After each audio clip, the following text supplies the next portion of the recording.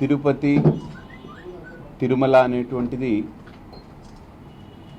ప్రపంచంలో ప్రతి హిందూకి ఒక శ్రద్ధా కేంద్రం. అది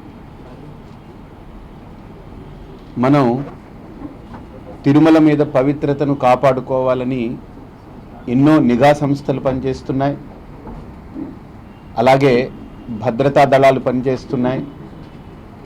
కట్టుదిట్టమైనటువంటి టీటీడీ ఏర్పాట్లు మధ్య ఇన్ని పనిచేస్తున్నప్పటికీ కూడా పైన ఎన్నో రకాల ఈ మద్యము కానీ లేకపోతే మాంసము ఎగుమతులు కానీ లేకపోతే రకరకాల ఇవి ఆ క్షేత్రం యొక్క పవిత్రతను భంగపరిచే విధమైనటువంటి అంశాలు ఎన్నో పైకి వెళుతున్నాయనేటువంటిది మనం చూస్తున్నాం.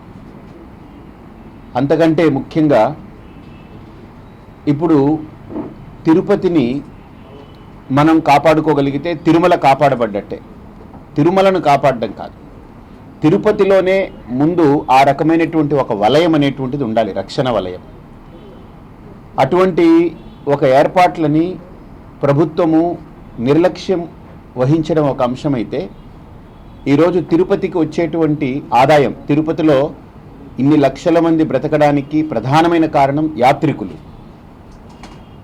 90% తిరుపతి ప్రజలకు వచ్చేటువంటి వారి యొక్క నిత్య నైమిత్తిక ఆదాయం ఏదైతే ఉన్నాయో, ఈ నిత్య నైమిత్తిక ఆదాయాలు తిరుపతి ప్రజలకు కేవలం యాత్రికుల ద్వారా 90% వాళ్ళ యొక్క ఆదాయం యాత్రికుల నుండి లభిస్తుందనేటువంటిది అందరికీ తెలిసిన విషయం. అలాంటి యాత్రికులు వచ్చేటువంటి ప్రదేశంలో తిరుపతిలో ప్రభుత్వము యొక్క అధికారికంగా ఇచ్చినటువంటి లెక్కల ప్రకారం 70 పైన మద్యం షాపులకి ఇక్కడ వాళ్ళందరూ పర్మిషన్లు ఇచ్చారు. భగవంతుడి దగ్గరికి వెళ్ళేవాడికి కింద తిరుపతిలో 70 పైన ఈ తిరుపతి సిటీ కానీ రూరల్ కానీ ఏరియాల్లో 70 పైన మద్యం షాపులకి అధికారం ఎందుకు ఇవ్వాలి? వాళ్ళకి ఆ రకమైన అవకాశం ఎందుకు ఇవ్వాలి ప్రభుత్వం? రెండోది, ఇక్కడ తిరుపతి అనేటువంటి దానికి ప్రధానంగా మనకు ఒక వాటికన్ సిటీ వెళితే అక్కడ ఏ ఇతర మతాలు కానీ ఏ ఇతర మతాల తాలూకా గుర్తులు కానీ ఎక్కడా లేకుండా ఇన్ని కిలోమీటర్ల పరిధిలో వాళ్ళు చాలా ఆ వాటికన్ సిటీ ఆ క్రైస్తవ మతం యొక్క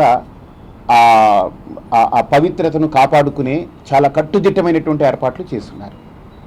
అలాగే మనం మక్కా వెళితే ఈవెన్ జర్నలిస్టు కూడా లోపలికి వెళ్ళడానికి లేదు. అక్కడ నువ్వు కేవలం ప్రార్థన చేసుకునేదానికి ఒక మహమ్మదీయ సంప్రదాయంలో ఉన్నవాడివైతే నువ్వు రా, లేని పక్షంలో నువ్వు రావడానికి లేదు అని అంత కట్టుదిట్టమైన ఏర్పాట్లు వాళ్ళు చేసుకోబట్టే అక్కడ ఆ పవిత్రత కాపాడబడుతుంది. మనకు సెక్యులరిజం ముసుగులో, లౌకికవాదం ముసుగులో ఈరోజు తిరుపతిలో అఫీషియల్గా అంటే ప్రభుత్వం యొక్క లెక్కల ప్రకారంగా 30 అంటే మసీదులు దర్గాలు అనేటువంటివి ఏవైతే ఉన్నాయో మహమ్మదీయ మతాలకు చెందినటువంటివి, వాటికి కావలసినటువంటి పర్మిషన్లు వచ్చాయి.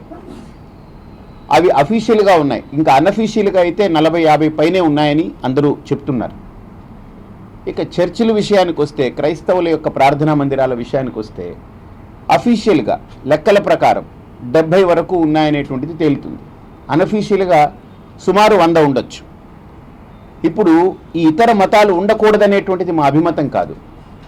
ఎక్కడైతే తిరుమలలో వెంకటేశ్వర స్వామి యొక్క పవిత్రమైన క్షేత్రంగా ఇది హిందువులందరికీ కూడా శ్రద్ధా కేంద్రంగా ప్రపంచవ్యాప్తంగా భావించబడుతుందో, కనీసం ఈ తిరుమలలో కేవలం కొండ మీదే కాకుండా తిరుపతిలో అంటే క్రింద ప్రాంతంలో ఏదైతే తిరుమలకు ఆధారభూతంగా ఉందో ఆ తిరుపతిలో కూడా పూర్తి స్థాయి రక్షణ హిందుత్వానికి అలాగనే తిరుమల పవిత్రతకు కట్టుదిట్టమైనటువంటి ఏర్పాట్లు చేయవలసిన బాధ్యతలు ఉన్నాయి. ఇక్కడ ముందు మద్యం దుకాణాల పర్మిషన్లు ఎత్తివేయాలి. అలాగే ఇతర మతాల యొక్క ప్రభావం కానీ చొరబాటు కానీ రేపన్న రోజున ఉండకుండా చేయాలి. ఎందుకనంటే చాలా చోట్ల మనం చూస్తుంటాం, ఎక్కడైతే ఒక చోట మసీదు ఉంటుందో ఆ వీధిలో ఏదైనా ఒక హిందువుల యొక్క ఊరేగింపు వెళ్ళడం మొదలు పెడితే ఇక్కడ వెళ్ళడానికి లేదని వాళ్ళు ప్రతిఘటన మొదలవుతుంది.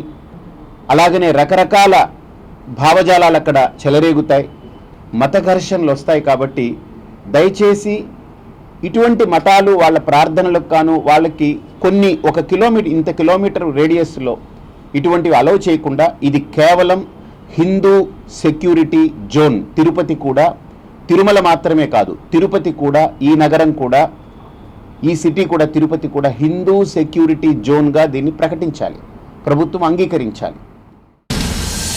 భారత్ టుడే, భారతీయుల హృదయ స్పందన.